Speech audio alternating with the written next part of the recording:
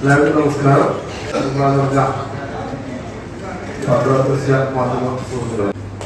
Kerala poultry farm അസോസിയേഷന്റെ സംസ്ഥാന സമ്മേളനം മലപ്പുറത്ത് വെച്ച് നടത്തുകയാണ്. അപ്പോൾ ജില്ലകളിലും ഒക്കെ മെമ്പർഷിപ്പ് ക്യാമ്പയിനുകളും ഒക്കെ നടത്തുന്നതിനിടയിൽ പെട്ടെന്നൊരു സംസ്ഥാന സമ്മേളനത്തിലേക്ക് നീങ്ങാനുണ്ടായ കാരണങ്ങൾ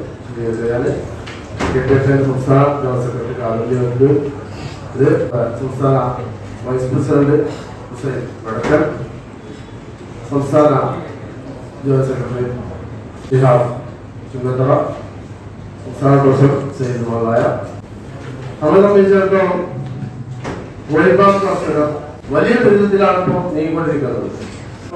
ബജറ്റ് സമ്മേളനം കഴിഞ്ഞു. ആ സമ്മേളനത്തിൽ നമുക്കറിയാം വോളിബോൾ കർഷകരെ സംബന്ധിച്ചിടത്തോളം പ്രതിപാദിക്കുക പോലും ചെയ്യാതെ മുന്നോട്ട് പോവുകയാണ് ഉണ്ടായത്. കഴിഞ്ഞ 2-3 മാസക്കാലമായി മുഖ്യമന്ത്രിക്കും മന്ത്രിമാരെയും ഒക്കെ കണ്ടുകൊണ്ട് കോഴി വളർത്തൽ മേഖല കാർഷിക മേഖലയിൽ ഉൾപ്പെടുത്തണമെന്ന് നമുക്കറിയാം. ഞങ്ങൾ ഒരു 2010 രൂപീകരിച്ച KPF എന്ന സംഘടന സെക്രട്ടേറിയറ്റ് മോർച്ചലും സെക്രട്ടേറിയറ്റ് നിരാഹാര സമരവും കളക്ടറേറ്റ് മോർച്ചലും ഒക്കെ നടത്തിക്കൊണ്ട് ആവശ്യപ്പെട്ടതും ഈ തരത്തിൽ കോഴി വളർത്തൽ മേഖലയെ കൃഷി വകുപ്പിന്റെ കീഴിൽ കൊണ്ടുവന്നുകൊണ്ട് ഇവിടെയുള്ള കോഴി വളർത്തുന്ന ആളുകളെ കർഷകരായി അംഗീകരിക്കണം എന്നുള്ളൊരു ആവശ്യകതയായിരുന്നു. അത് ഗവൺമെന്റ് അംഗീകരിച്ചിട്ടില്ല എന്ന് മാത്രമല്ല, 2017 ഇവിടെ ഒരു സെസ് ആക്ട്, അതിന്റെ കോപ്പിയാണോ ഉള്ളത് എല്ലാവർക്കും തരാം. 2017 സെസ് ആക്ടുമായി ബന്ധപ്പെട്ട് ജിയോ ഇറങ്ങിയിരുന്നു. ആ ജിയോ ഇതുവരെ നടപ്പിലാക്കാതെ ഇപ്പോ ഈ കഴിഞ്ഞ 6 മാസമായിട്ട് ഓരോ കോർപ്പറേഷനർക്കും നോട്ടീസ് കൊണ്ടുകൊണ്ടിരിക്കുകയാണ്.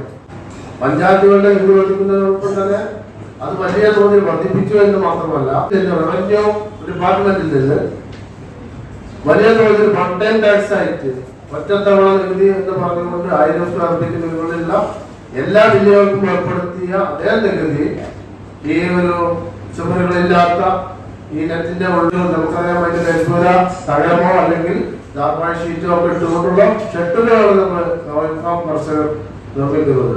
അതിനാണ് വലിയ തോതിലുള്ള ടാക്സ് വന്നിരിക്കുന്നത്.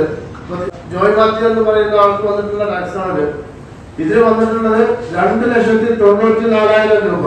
10,000 കോഴിയെ വളർത്തുന്ന ഫാമിന് വൺ ടൈം ടാക്സ് ഇനത്തിൽ അദ്ദേഹത്തിന് വന്നിട്ടുള്ള നോട്ടീസാണ് 2,94,000 രൂപ അടക്കുന്നതിന് വേണ്ടിയിട്ട്.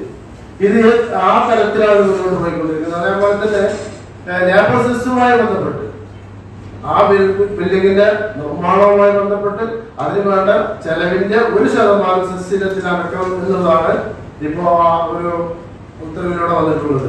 അത് നിർബന്ധിതമാക്കിയിരിക്കുകയാണ്. അപ്പോൾ അതെന്താണ് നിർബന്ധമായിട്ട്? ഇപ്പോ ഒരു 5000 പോയിന്റ് ഷെഡിന് വന്ന നോട്ടീസാണ്.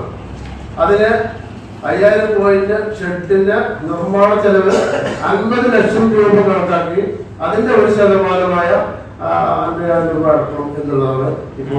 അങ്ങനെ ആ തരത്തിൽ നോട്ടീസുകൾ വന്നുകൊണ്ടേയിരിക്കുകയാണ്. 1-2 അല്ല, എല്ലാ വില്ലേജുകളിലും പഞ്ചായത്തുകളിലും ലേബർ ഓഫീസുമായി ബന്ധപ്പെട്ടും ഒക്കെ നോട്ടീസുകൾ വന്നുകൊണ്ടിരിക്കുകയാണ്. ഈ മേഖലയിൽ നിന്ന് ഒരു കർഷകരെ പിന്നോട്ടടിപ്പിക്കുന്ന തരത്തിലുള്ള വലിയ തോതിലുള്ള ഒരു നോട്ടീസുകളാണ് ഇപ്പോൾ വന്നുകൊണ്ടിരിക്കുന്നത്.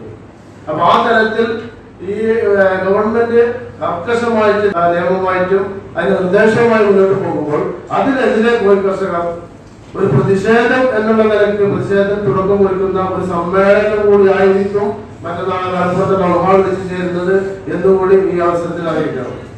നമ്മളെ സംബന്ധിച്ചിടത്തോളം കോഴി വളർത്തൽ മേഖല കൃഷിയിൽ ഉൾപ്പെടുത്തിയെങ്കിൽ മാത്രമേ പ്രയാസങ്ങളിൽ നിന്ന് നമുക്ക് മുന്നോട്ട് പോകാൻ കഴിയുള്ളൂ. നമുക്ക് ലൈസൻസിന്റെ പറ്റാത്തതുകൊണ്ട് ഇപ്പൊ പുതിയ ഒരു കഴിഞ്ഞ പഞ്ചായത്തുകളിൽ പല പഞ്ചായത്തുകളിലും കൊടുത്തിട്ടുണ്ട്. ലൈസൻസ് ഇല്ലാത്ത എല്ലാ ഫാമുകൾക്കും 10,000 രൂപ ഫീസ് ഈടാക്കുന്നതിന് വേണ്ടിയിട്ട്, ഫൈൻ ഈടാക്കുന്നതിന് വേണ്ടിയിട്ട് എല്ലാ കർഷകർക്കും നിർദ്ദേശം കൊടുക്കാൻ വേണ്ടിയിട്ട് അത് എല്ലാ കർഷകർക്കും കൊടുത്തുകൊണ്ടിരിക്കുക. പഞ്ചായത്തിലൊക്കെ നടപ്പിലാക്കി കഴിഞ്ഞു. അതുപോലെ പല പഞ്ചായത്തുകളിലും ഈ ഒരു നോട്ടീസ് കൊടുത്തുകൊണ്ടിരിക്കുകയാണ്. അപ്പൊ ലൈസൻസ് എടുക്കാത്തതിന്റെ കാരണം അതിന്റെ നൂലാമാലകൾ, അതായത് ലൈസൻസ് എടുക്കുന്നതിന് വേണ്ടിയിട്ടുള്ള ചട്ടങ്ങളിലുണ്ടായ പ്രയാസങ്ങളാണ്.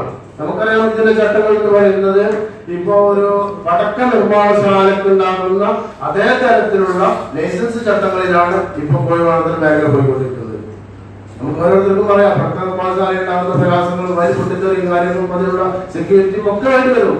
ഒരു കോഴി വളർത്തൽ മേഖലയിൽ എന്ത് സെക്യൂരിറ്റി എത്രയും വലിയ ഒരു സെക്യൂരിറ്റി വേണമെന്ന് ആവശ്യപ്പെടുന്നത്, അല്ലെങ്കിൽ മനുഷ്യങ്ങളുടെ മുമ്പുണ്ട് ആരെങ്കിലും, അല്ലെങ്കിൽ ബാലൻസ് സേഫ്റ്റിന്റെ ഒക്കെ എല്ലാ കാര്യം വണ്ടികൾ വരാനുള്ള സൗകര്യം എന്നുള്ള തരത്തിലാണ് ഇപ്പൊ പുതിയതായിട്ട് വന്നിട്ടുള്ളത്. കോഴിപ്പാടിന്റെ ബാലൻസ് വെച്ച് വന്നിട്ടാണോ ഇതിന്റെ കാര്യങ്ങൾ ചെയ്യുന്നത്?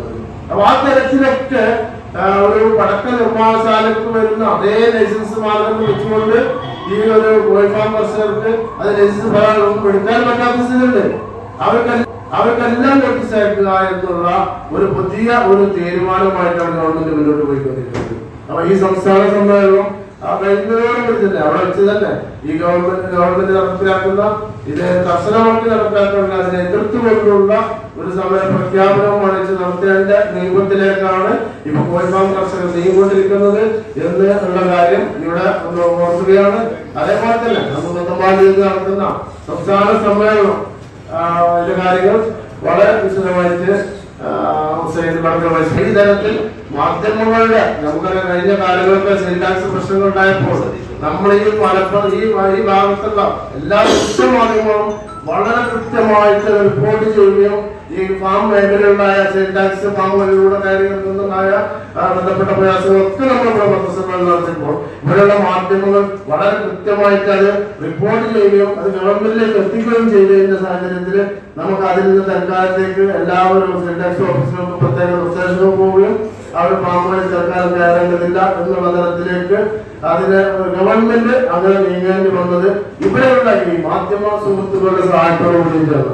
അപ്പൊ ഈ തരത്തിൽ ഞങ്ങൾക്ക് വരുന്ന ഒരു വലിയ പ്രയാസം ലേബർ സെസ്സുമായി ബന്ധപ്പെട്ട്, പഞ്ചായത്ത് ടാക്സുമായി ബന്ധപ്പെട്ട്, റവന്യൂ ടാക്സുമായി ബന്ധപ്പെട്ട് വന്നുകൊണ്ടിരിക്കുന്ന വലിയ വലിയ തോതിലുള്ള ഈ നോട്ടീസുകളെ അടുക്കുന്നതിന് വേണ്ടിയിട്ട് മാധ്യമ പ്രവർത്തകരുടെ